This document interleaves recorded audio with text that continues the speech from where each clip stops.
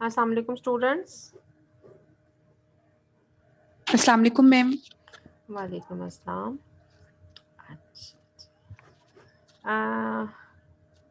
The topic we will discuss is the quality control and quality assurance. The course code आपका है जी 680 और standard methods of analysis ये आपका है जी course title.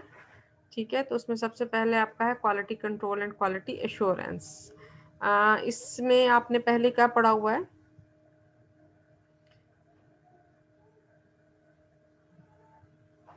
आप में से कोई इसमें थोड़ा सा अपनी इनपुट देना चाहे? मैम हम लोगों ने ये कोर्स फर्स्ट टाइम करना है, हम एमएससी के स्टूडेंट्स हैं। अच्छा, आपने फर्स्ट टाइम पढ़ना है, ठीक है। Yes ma'am.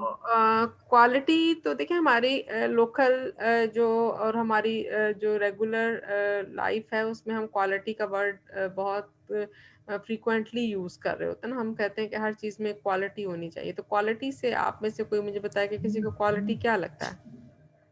मैम क्वालिटी हम मयार को कहते हैं, और क्वालिटी जो होती है वो हम उसको नंबर के फॉर्म में नहीं लिख सकते हैं। हम ये बता देते हैं इसकी क्वालिटी अच्छी है या मच कंपेयर कर सकते हैं, लेकिन हम नंबर की फॉर्म में नहीं दे सकते हैं।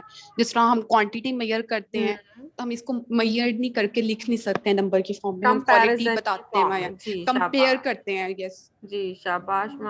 सैयदा मारिफ नाम है आपका? मैम। मारब। मारब, ठीक है। अच्छा, अब और क्वालिटी अब दो तरह से इसमें वर्ड्स हैं, क्वालिटी कंट्रोल भी की जाती है और एश्योर भी की जाती है। इसमें क्या फर्क पता चलता है? मैम कंट्रोल होता है कि कोई और स्टूडेंट भी शायद मैम अश्योर जो होता है वो यकीन यकीन करते हैं ना, यकीन करना किसी चीज को, और कंट्रोल हम्म। होता है कि हम क्वालिटी को कंट्रोल कर सकते हैं। कोई चीज हम्म। है अगर वो इम्प्योर है तो आप उसको प्योर कर सकते हो, उसकी क्वालिटी को बेटर कर सकते हो। और हम्म। अश्योर अश्योर मुझे लगता है कि शायद नेक्स्ट पर्सन है कि जो हमने चेंजेस किया है, कंट्रोल किया है, कि वो श्योर हम्म। करता है कि ये अच्छा ठीक है, उसने श्योरेंस देनी होती है इस बात की। ठीक है। अच्छा, अब अरीज या आमिना या अदीम कोई इसमें बताएगा कि पहले कौन सा स्टेप होना चाहिए? पहले क्वालिटी कंट्रोल का होना चाहिए कि पहले एश्योरेंस का होना चाहिए?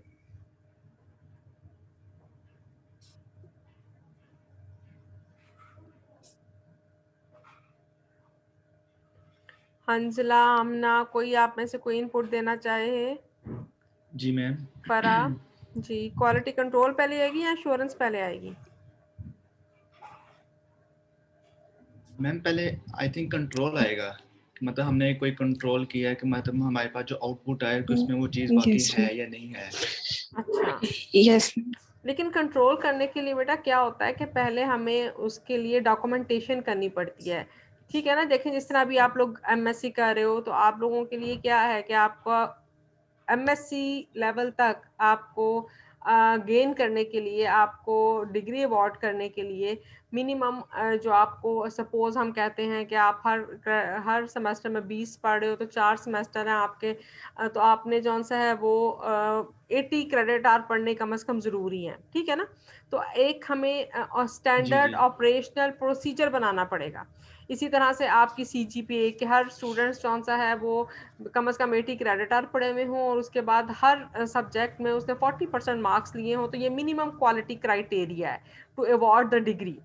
ठीक है, इसी तरह से अगर हम लेते हैं कि कोई इंडस्ट्री है, ठीक है ना, सपोज ये भी आपका जो है यहाँ पे कोई टेक्सटाइल इंडस्ट्री है, तो टेक्सटाइल इंडस्ट्री में जैसे टेक्सटाइल, हम सारा टेक्सटाइल की एग्जांपल ले लेते हैं, तो इनका अपना एक स्टैंडर्ड सेट है कि इसका जो कपड़ा है वो उन्होंने देखा कि 2000 तक का जो फैब्रिक होगा उसकी क्वालिटी क्या होगी, जो 1000 का होगा उसकी क्वालिटी क्या होगी। तो उसने स्टैंडर्ड ऑपरेशनल प्रोसीजर्स बनाए हुए, हमने क्वालिटी को तय किया हुआ, डाटा सेट बनाया होता है कि कम से कम ये वाली चीज़ इतनी इसकी मेंटेन होगी तो हम उसको ये चीज़ अवॉर्ड करेंगे। ठीक है ना, उसको ये कैटेगरी अवॉर्ड करेंगे। तो इसको हम कहते हैं एसओपीज, जो स्टैंडर्ड ऑपरेशनल प्रोसीजर्स जो हम बनाते हैं, ऑन दैट बेसिस हम क्वालिटी को कंट्रोल करते हैं। ठीक है, ऑन दैट बेसिस हम उसकी क्वालिटी को मेंटेन कर रहे होते हैं। Got it? तो आपके पास क्या है कि ये क्वालिटी को मेंटेन करने के लिए, ऑपरेशनल प्रोसीजर बनाने के लिए, अब हर इंडस्ट्री का देखिए, अगर हम हमारी बेसिक यूनिट जो सोसाइटी की है वो क्या है, एक घर है। ठीक है ना।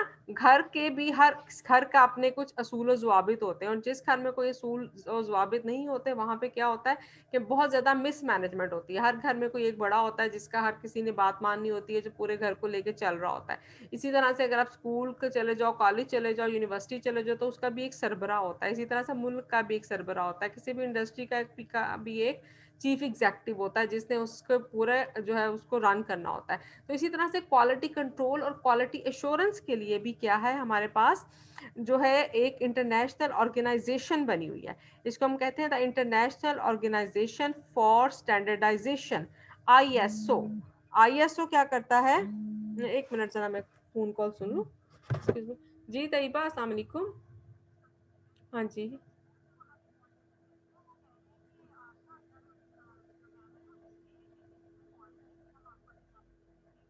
अच्छा अच्छा अच्छा, चले चले मैं कहती हूँ उन्हें, ठीक है। एक मिनट होल्ड करो जरा। अल्लाह हाफ़िज़, अल्लाह हाफ़िज़। 1 मिनट स्टूडेंट, जरा मैं कॉल कर लूँ।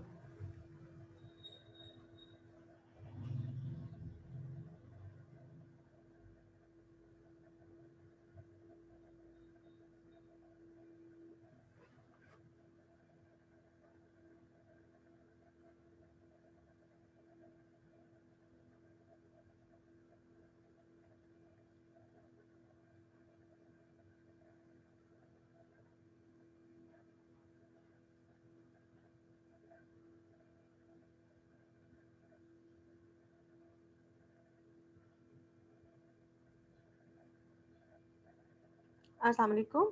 अस्सलाम वालेकुम मैडम। मैडम वो स्टूडेंट बाहर खड़ी है गेट पे ना, तो वो कह रहे हैं कि आप अंदर से फ़ोन करेंगी तो वो आएंगी अंदर आने। कार्ड, हाँ जी, ओरिजिनल ID कार्ड मैंने कहा था लेके जाना। वो कह रहे हैं अंदर से चल चल। तैयबा, तैयबा शौकत। ठीक है, हाँ जी, थैंक यू, अल्लाह हाफ़िज़। अच्छा जी, सॉरी भी मुझे एक अर्जेंट कॉल करनी पड़ गई। अच्छा, अब क्या है कि इंटरनेशनल ऑर्गेनाइजेशन फॉर स्टैंडर्डाइजेशन बनी हुई है, जो इंटरनेशनल इसके बाद तकरीबन जो एक्सक्यूज है मी ना। मैम। जी बेटा जी। मैम स्टूडेंट्स वेटिंग में आ रहे हैं। स्टूडेंट्स वेटिंग में आ रहे हैं, मैंने सबको एडमिट किया हुआ है यहाँ पे। मैसेज ठीक है, आ रहे हैं कि मैम लेटिन नहीं कर रही। नहीं जी, जितने मेरे पास यहाँ पर आ रहे हैं उन सबको मैंने ये एडमिट कर लिया हुआ है। ठीक है जी। अच्छा, तो हम international organization for standardization is an independent non governmental organization. Its members are the standard organizations of the 162 member countries हैं। तो इंटरनेशनली एक ऑर्गेनाइजेशन बनी हुई है। इसने क्या किया है, इसने बहुत सारे मेथड्स कौन से हैं, उन मेथड्स के लिए एक स्टैंडर्ड प्रोटोकॉल फॉलो किया है, और वो प्रोटोकॉल फॉलो करके जो भी उसको फॉलो करेगा उसका एक स्पेसिफिक जो है वो स्टैंडर्ड सेट होगा। जिस तरह भी मैंने एग्जांपल दिया कि आपके लिए मिनिमम जिसने 80 क्रेडिट आवर पढ़े हुए होंगे उसे MSc की डिग्री मिलेगी, जिसने 136 क्रेडिट आवर पढ़े हुए होंगे उसने BS की डिग्री मिलेगी। तो ये मिनिमम क्राइटेरिया है जो कि इंटरनेशनली फॉलो किया जा रहा है। जिस तरह से एजुकेशन के सेक्टर में देखें तो 3 पूल्स होते हैं ना, कि एक स्कूल लेवल की होती है, FS इंटरमीडिएट की स्टडीज़ होती हैं, उसके बाद फिर वो आपकी MSc 16 ईयर की एजुकेशन पूरी होती है, और थर्ड टायर में आकर आपकी जो है वो PhD डॉक्टोरल स्टडीज़ की जौन सी है वो डिग्री के लिए हमारे पास थर्ड फेज़ आती है। तो ये क्या है, इंटरनेशनल स्टैंडर्ड्स हैं जो कि हर मुल्क में फॉलो किए जाते हैं, जिसकी बेस पर हम इंटरनेशनली हमारी एजुकेशन जौन सी है वो उसको उसकी वेटेज इक्वल होगी। लेकिन अगर हम इसमें से किसी एक टायर को कम कर देंगे तो वो जो आपका यहाँ का जो PhD डिग्री है वो बाहर की डिग्री के इक्विवेलेंट कंसिडर नहीं होगी। इसी तरह से जो स्टैंडर्ड्स हैं, सपोज जहाँ से टेक्सटाइल इंडस्ट्री में जाती है, टेक्सटाइल में ये है कि अगर आपने यहाँ कोई आपका फूड आइटम है, लाइक वीट है, आपकी ये जो राइस है, तो उसमें मिनिमम अमाउंट उसकी क्या, उसमें कितने कार्बोहाइड्रेट होने चाहिए, उसमें कितने परसेंट जो सा है वो मेटल का कंटेंट होना चाहिए उसमें। सपोज उसमें राइस में आपको पता है आर्सेनिक की कंटामिनेशन होती है, तो आर्सेनिक की जो परमिजिबल अमाउंट है वो परमिजिबल अमाउंट जो WHO वर्ल्ड हेल्थ ऑर्गेनाइजेशन ने बताई है उससे अगर ज़्यादा होगी तो वो इंटरनेशनल स्टैंडर्ड को मीट नहीं करेगा, और वो हमारा जो ऑर्डर होगा एक्सपोर्ट का वो रिजेक्ट कर दिया जाएगा। ठीक है जी। तो इंटरनेशनल ऑर्गेनाइजेशन होती है स्टैंडर्डाइजेशन की, जो कि एक इंडिपेंडेंट बॉडी है, ये नॉन गवर्नमेंट ऑर्गेनाइजेशन है। और 162 जो कंट्रीज हैं वो इसके मेंबर हैं।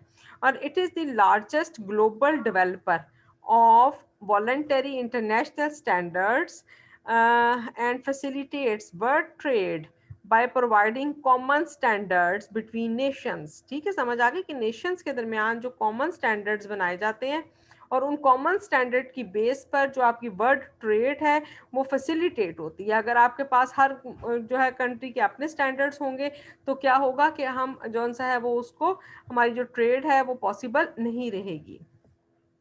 Nearly 20,000 standards have been set covering everything from manufactured product and technology to food safety, agriculture and health care। कहते हैं कितने, तकरीबन 20,000 स्टैंडर्ड्स बनाए गए हैं जो किसको कवर करते हैं, फूड सेफ्टी को, एग्रीकल्चर को, हेल्थ केयर को।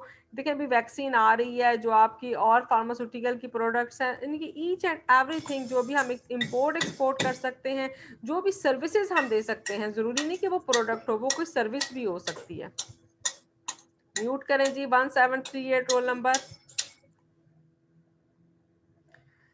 अच्छा जी, ठीक है जी।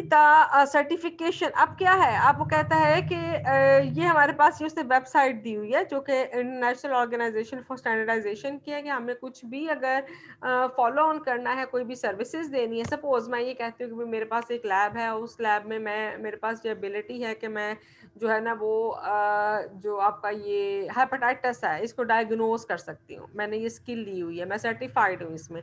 तो अब क्या होगा कि ये स्किल जरूरी नहीं कि मैंने ये जो है मेरे पास एक्सपर्टीज है तो मैं इसको फॉलो करके और मैं वहाँ पे दे दूँ जी, मैं 2000 पर सैंपल के हिसाब से मैं वहाँ पे अपना एक बिजनेस शुरू कर दूँ। हाँ, मैं ये बिजनेस शुरू कर सकती हूँ कब, अगर मैंने मेरी जो एक्सपर्टीज है वो ISO से सर्टिफाइड हूँ।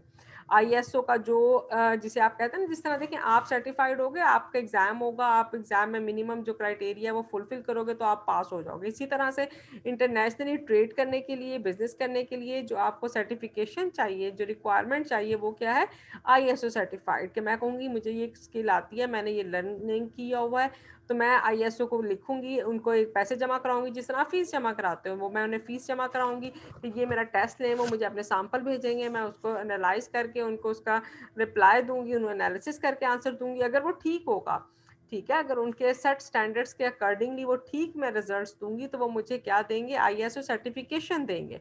तो ISO सर्टिफिकेशन की बेस पर क्या होगा कि अब मेरी लैब जौन सी है वो एक कमर्शियल लैब के तौर पे काम कर सकेगी और मैं उसको रन कर सकूंगी। Got it? यहाँ तक समझ आई कि किस तरह से सर्टिफिकेशन करती है ISO, किस तरह से सर्टिफिकेशन करती है। या आपकी यूनिवर्सिटी है, यूनिवर्सिटी का जो है क्राइटेरिया इंटरनेशनल स्टैंडर्ड के अकॉर्डिंग है या नहीं है, इसके लिए क्या करना पड़ेगा, यूनिवर्सिटी को ISO सर्टिफिकेशन लेनी पड़ेगी। अगर यूनिवर्सिटी ISO सर्टिफिकेशन नहीं लेती तो इट मीन्स कि इसका जो लेवल है वो इंटरनेशनली जो है वो हर स्टेज पर जो है वो हर फील्ड में जो है वो इक्वल जो है वो उसके इक्वल नहीं है। बल्कि क्या होता है, हम वहाँ पे एक्रीडिशन कर लेते हैं कि हाँ जी देखें, जिस तरह अभी केमिस्ट्री है ना, केमिस्ट्री में जो है वो मिनिमम आपके पास 5 PhD डॉक्टर होने चाहिए, यहाँ पे 30 PhD डॉक्टर्स की फैकल्टी मौजूद है। फिर लैब्स होनी चाहिए, यहाँ पे लैब्स अब इंडिविजुअल हर जो है वो स्पेशलाइजेशन की लैब मौजूद है। तो ये क्या होगा कि ये जो बेसिक क्राइटेरिया है वो फुलफिल कर रहा है। लेकिन इसी तरह से अगर आपको पता हो, यहाँ पे फार्मेसी डिपार्टमेंट है, फार्मेसी के लिए जो है वो उसके लिए भी क्या होगी, एक्रीडिशन होगी। एक्रीडिशन और सर्टिफिकेशन में अब क्या फ़र्क है कि एक्रीडिशन क्या होती है, एक फॉर्मल बॉडी ने ये काम करना है। जिस तरह आप जो यूनिवर्सिटी का है उसकी formal body higher education commission है, जबकि जो फार्मेसी का है उसके लिए क्या है, उसकी जो है वो जो एक्रीडिशन बॉडी है वो फार्मोलॉजी की जो है, फार्माकोलॉजी की जो है वो उसको देते हैं, डिग्री मेडिकल वाले देते हैं उनको, ये HEC जो है उसको वो अवॉर्ड नहीं कर सकते। ठीक है, तो इस तरह से हर स्पेशलाइजेशन के लिए एक स्पेसिफिक बॉडी मौजूद है, उस बॉडी ने आके उस सिस्टम को एवेलुएट करना है। अगर वो उस पे पूरी उतरती है उनके सेट क्राइटेरिया पे तो वो पास होगी और वो इस काबिल होगा वो इंस्टीट्यूट या वो अदारा कि वो उसको वहाँ से डिग्री अवार्ड कर सके। अदरवाइज क्या होगा कि उसकी डिग्री जौन सी है वो मानी नहीं जाएगी। यहाँ तक बात क्लियर हुई? तो क्या हो गया कि द सर्टिफिकेशन क्या है, अब सर्टिफिकेशन और एक्रीडिशन, ये ISO इंटरनेशनल बॉडी है। इसके बाद हम क्या करते हैं, आपको पता है कोर्स 4 दिन का कोर्स है, 5 दिन का कोर्स है, 1 महीने का कोर्स है, तो सर्टिफिकेट दे देते हैं कि हाँ जी ये जो है नेचुरल प्रोडक्ट का सर्टिफिकेट, 5 दिन की वर्कशॉप थी, इसने अटेंड किया है, तो ये सर्टिफिकेशन हो जाएगी कि आपको उसकी बेसिक नो हो मौजूद है। ये HPLC की टेक्निक है और उस पर आपने सर्टिफिकेशन आपने ले लिया है, जाके आपने 5 दिन वहां पे काम किया है, देखा है कि काम कैसे होता है,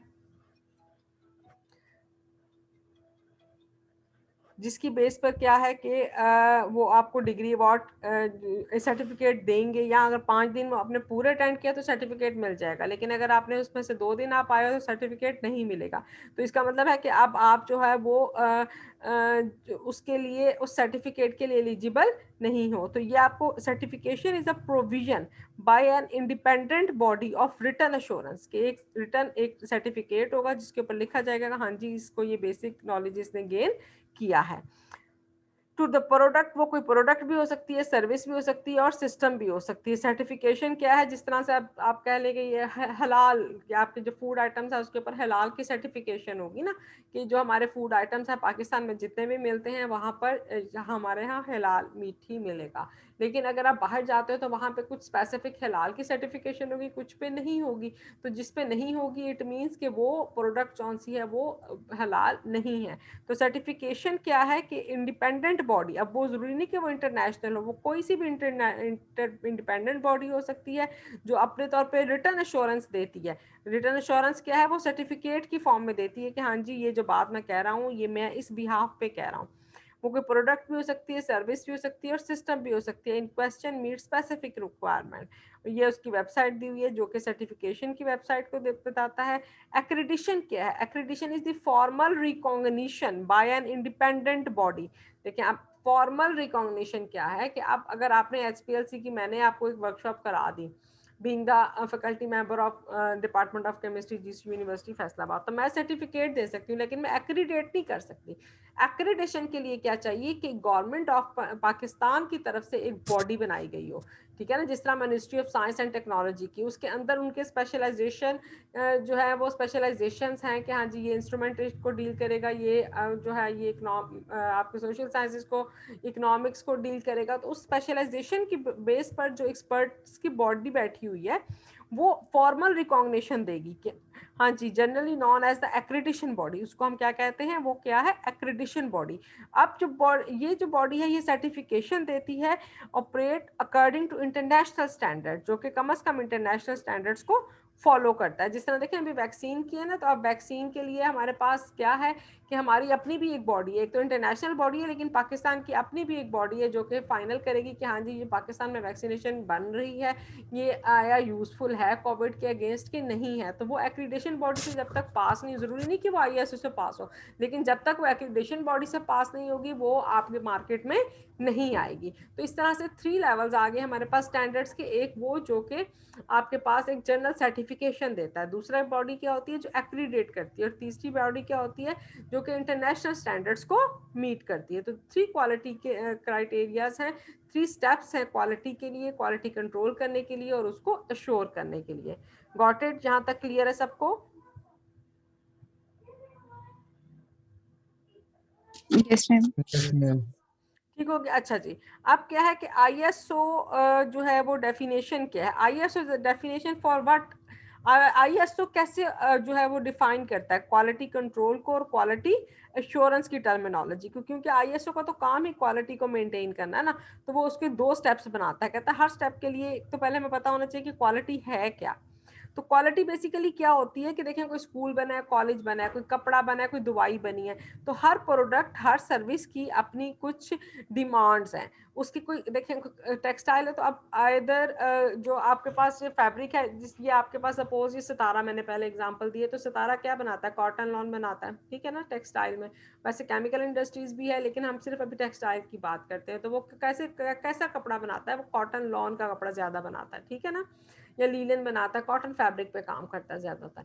तो इसी तरह से जो लॉर्नसपुर है, लॉर्नसपुर क्या काम करता है, लॉर्नसपुर आपके पास आपको वुलन वैरायटी ज़्यादा देता है। तो क्या है कि जो उसका मकसद है कि गर्मियों में लोगों को जो फैसिलिटी दे क्या करने में, उनकी जो फैब्रिक है वो सॉफ्ट हो, वो आप उसके जो जो पैरामीटर्स हैं, जो जो करेक्टरिस्टिक्स हैं वो पूरी करता हो। इसी तरह से लॉर्नसपुर का क्या है कि लोगों को गर्म के वो जो फैब्रिक है वो उसकी जो है वो वार्म हो, वो मैक्सिमम उसके फास्टिंग हो और उसमें ठंड ना लगे। तो उसकी क्या है, उसकी डिमांड्स है अपनी उस प्रोडक्ट की। स्कूल या कॉलेज है तो स्कूल की क्या डिमांड है कि बहुत बच्चों के लिए जो मॉन्टेसरी है वो उसके लिए बहुत कलरफुल सा होना चाहिए, जो फैकल्टी है वो बहुत पोलाइट एंड सॉफ्ट होनी चाहिए। जबकि हायर एजुकेशन में क्या है कि लैब्स होनी चाहिए, वेल इक्विप्ड होनी चाहिए। तो हर सर्विस के लिए या हर प्रोडक्ट की अपनी एक कुछ फीचर्स हैं और कुछ करेक्टरिस्टिक्स होती हैं। अब जितने मैक्सिमम फीचर्स को और करेक्टरिस्टिक्स को कोई प्रोडक्ट या कोई इंस्टीट्यूट या कोई इंडस्ट्री फॉलो करेगी, वो उतना ही उसकी क्वालिटी जौन सी है वो बेहतर होगी, वो सेटिस्फाइड होगी। हम लोग क्यों ज़्यादा सेटिस्फाइड होते हैं सितारा से, या हम लोग क्यों ज़्यादा सेटिस्फाइड होते हैं ब्रांड्स से? क्योंकि ब्रांड्स के अपने SOPs होते हैं जिस पे वो बहुत सख्ती से अमल करते हैं। आप में से बहुत सारे फैसलाबाद के अगर रहने वाले हैं तो यहाँ पे अली बाबा जो है वो उसके स्टिचिंग करता है ना, अब वो क्या है कि उसकी स्टिचिंग वो पैसे लेगा एक सूट के 2500 रुपया स्टिचिंग के, जबकि बाहर से अगर आप कराएंगे तो वही सूट आपको 1000 रुपीज़ में। उसकी जो स्टिचिंग है वो कौन सा आपके पास कॉलर लगाता है, उसकी सीन क्या है, उसकी जो है वो कैसी है, स्टिचेस कैसे हैं उसके, उस ऑन दैट बेसिस उसकी कटिंग कैसी है, वो कितने SOPs पे अमल कर रहा है, वो सारे फॉलो करता है, मैक्सिमम को फॉलो करेगा। या आपकी जो लेवाइस की पैंट्स हैं, आपकी जो जीन्स है वो हम कहते हैं लेवाइस की एक्सीलेंट है, या जो भी आप मुख्तलिफ ब्रांड्स आते हैं तो वो जितने मैक्सिमम SOPs को, ऑपरेशनल प्रोसीजर्स को फॉलो करते हैं कि उसमें ज़रा सा भी डिफेक्ट होता है तो वो उसको रिजेक्ट कर देते हैं। तो ऑन दैट बेसिस हम कहते हैं कि उसकी क्वालिटी बेहतर है। तो जितने टोटलिटी का वर्ड यूज़ किया है, मैक्सिमम या totality of the features and characteristics of a product और service that bear on its ability to satisfy a stated और इम्प्लाइड नीड, कि जिस जो वहाँ पे मकसद बताया गया है, जिस ज़रूरत के लिए वो चीज़ या सर्विसेज प्रोवाइड की गई हैं, वो कितने फीचर्स को वो मैक्सिमम फॉलो कर रहा है। कन्फॉर्मेंस, इन सारे के लिए उसने क्या कंफर्म करता है विद यूजर्स रिक्वायरमेंट, यूजर्स की जो रिक्वायरमेंट है उसको जितनी मैक्सिमम हम उसको कंफर्म करेंगे उतनी उसकी क्वालिटी बेहतर होगी। अब इस कंफर्मेशन के लिए या अवेलेबिलिटी टोटलिटी के लिए हमारे पास दो मेथड्स है, क्वालिटी कंट्रोल के और क्वालिटी एश्योरेंस का। कंट्रोल करना क्या होता है, a part of quality management focused on fulfilling quality requirement. Quality management focus, अब मैनेजमेंट करना है किसको, क्वालिटी रिक्वायरमेंट्स को, is a process involved within the system to ensure job management competence and performance during the manufacturing or test analysis of the product or service to ensure it meets the quality plan। Quality plan को follow, quality plan कहाँ बनना है, basically quality plan बनना है quality assurance में। तो quality plan को follow करने के लिए हम जितने भी स्टेप्स को लेते हैं, देखें अब क्वालिटी क्या है कि कॉमसेट की यूनिवर्सिटी है या आप ऑक्सफोर्ड यूनिवर्सिटी है, कैम्ब्रिज यूनिवर्सिटी है, वहाँ पे जो है सब्जेक्ट जो है वो GRE टेस्ट होगा, सब्जेक्ट का टेस्ट होगा कि आपको एडमिशन ही तब मिलेगा चाहे आपके पहले जितने भी नंबर हैं, लेकिन जब तक आप उनका वो सब्जेक्ट टेस्ट क्लियर नहीं करोगे, आप उसकी क्राइटेरिया को फॉलो नहीं कर, तो आपके पास जो स्टूडेंट्स ऑलरेडी वो पहले ही ऐसे स्टूडेंट्स को लेगा जो कि अपने सब्जेक्ट के एक्सपर्ट्स होंगे। तो आगे फर्दर हायर एजुकेशन में भी क्या होगा कि उनके पास जो स्टूडेंट्स चाहेंगे वो आगे जो लर्निंग होगी वो बहुत उनका स्टफ बेहतर होगा, वो मार्केट में ज़्यादा अच्छे से परफॉर्म कर सकेंगे।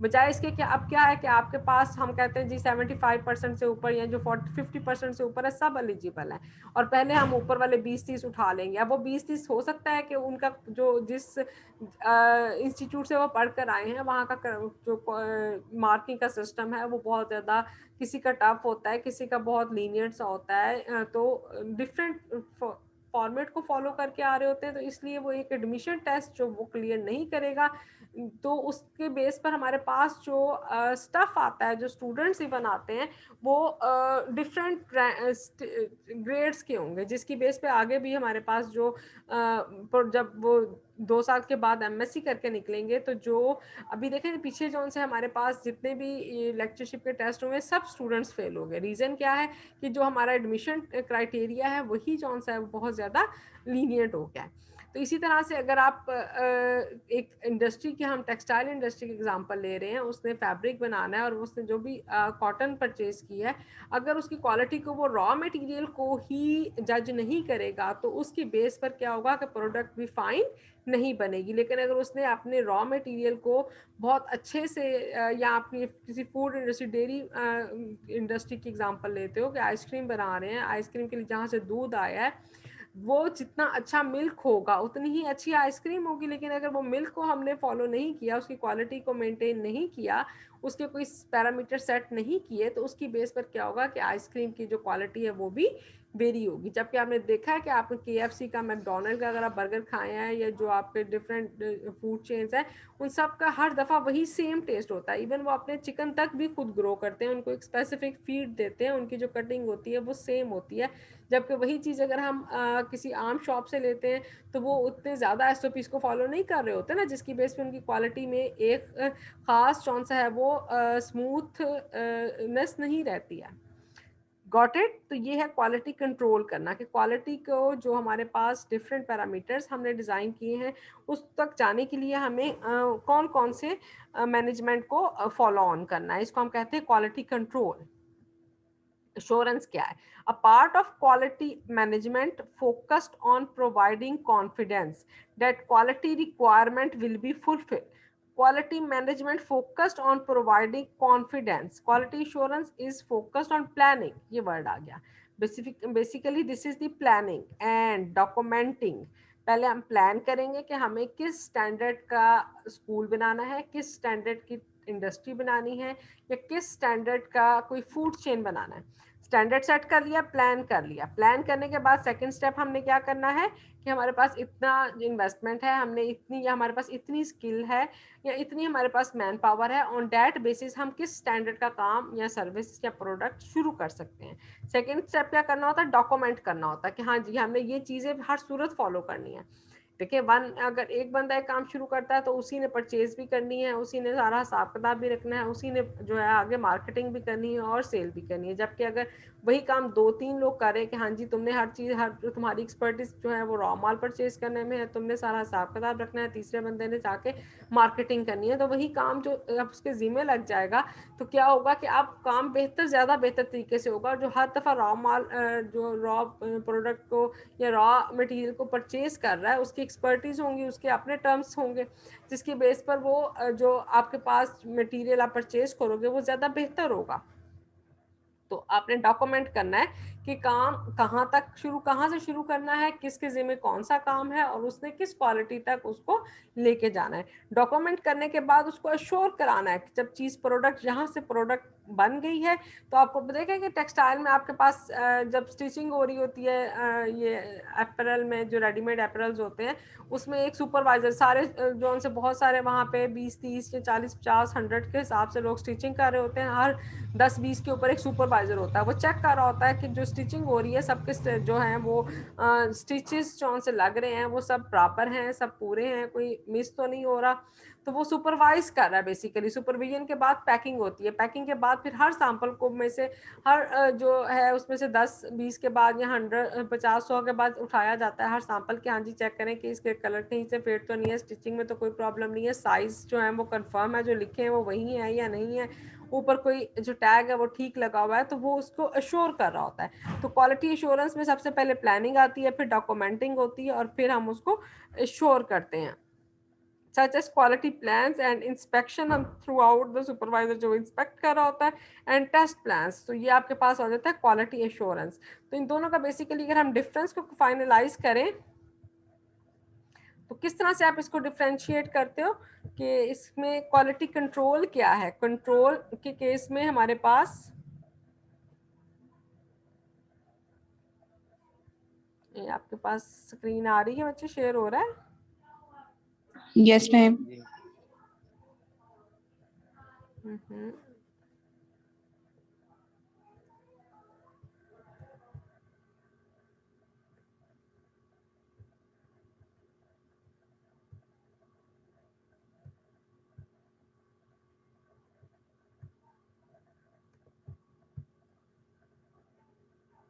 ये बाय है इसमें जी। क्वालिटी का डिफरेंस क्या है कंट्रोल और एश्योरेंस में, कि कंट्रोल, क्वालिटी कंट्रोल में क्या है, ये एक प्रोडक्ट है आपके पास कि प्रोडक्ट, जबकि क्वालिटी एश्योरेंस एक कंप्लीट प्रोसेस है।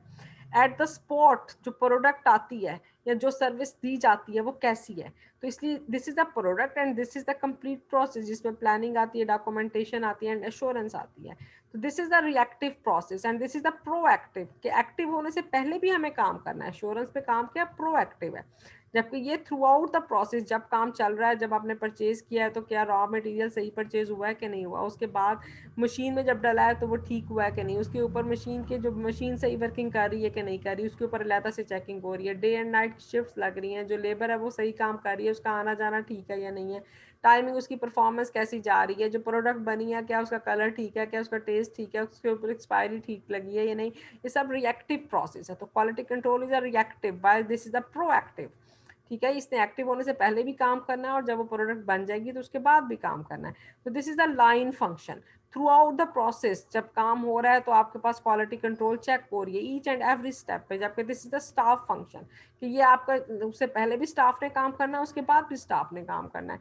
तो दिस इज क्वालिटी कंट्रोल में हम क्या कर रहे होते हैं, डिफेक्ट, हमारी मैक्सिमम कोशिश होती है कैसे कंट्रोल कर सकते हैं कि maximum to find the maximum defects. हम मैक्सिमम डिफेक्ट देखें, आप हम क्वालिटी को जब आपके पास एग्जाम लेते हैं वो हम बेसिकली क्या कर रहे होते हैं, वो हम उसकी क्वालिटी को कंट्रोल करना चाहते हैं कि हर बच्चा जिसको हम ग्रेड दे रहे हैं कि at the ultimately after 2 years A grade जाएगा बच्चा, बी ग्रेड जाएगा, सी ग्रेड जाएगा, आपका हर सेमेस्टर में 5-6 ग्रेड लगते हैं, उसकी एक एवरेज बनती है।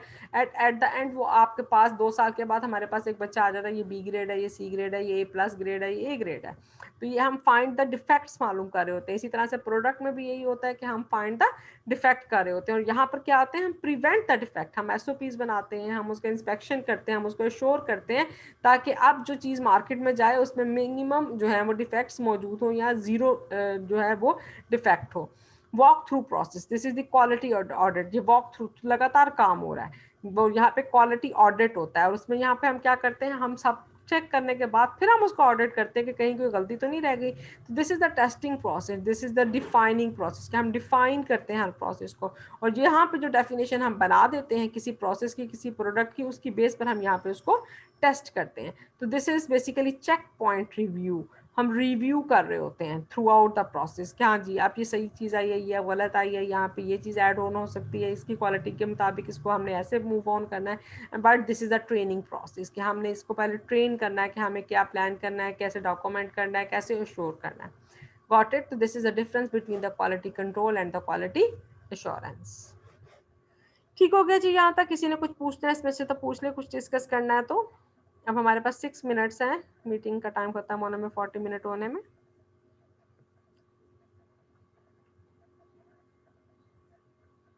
जी समन, अब्दुल मनान, यस मैम। किसी ने कुछ पूछना है इसमें से? No ma'am. No ma'am.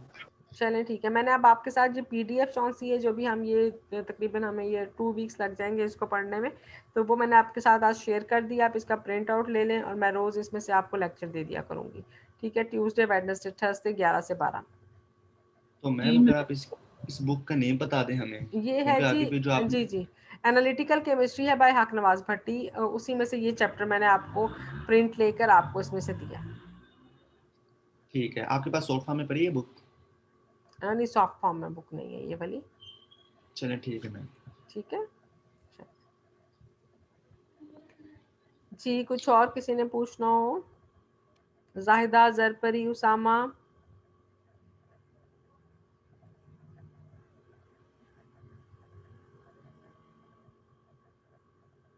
Twenty 25 participants हैं आज आपके पास टोटल। मॉर्निंग इवनिंग के कितने स्टूडेंट्स हैं? मैम मॉर्निंग के 14 है। और इवनिंग का सीआर कौन है यहाँ पर? 28 है मैम इवनिंग स्टूडेंट। इवनिंग के 28 स्टूडेंट्स हैं BS और MSc मिलाकर? जी मैम। तो ये तो बच्चे बहुत कम है, आपके कम है स्टूडेंट्स के मॉर्निंग के तो मुझे काफ़ी बच्चे नज़र आ रहे हैं, इवनिंग के बच्चे नहीं है ज़्यादातर। हमारे कम कुछ मैम स्टूडेंट जॉब भी करते हैं तो वो फर्स्ट टाइम थोड़ा उनको होता है। स्टूडेंट्स जॉबियंस हैं। चलिए ठीक है, फिर आपका हमारा टाइम यही होगा, तो आप फिर उनके साथ शेयर कर लीजिएगा, ठीक है। चलिए, थैंक यू वेरी मच, अल्लाह हाफिज। अल्लाह हाफिज़। अल्लाह हाफिज मैम।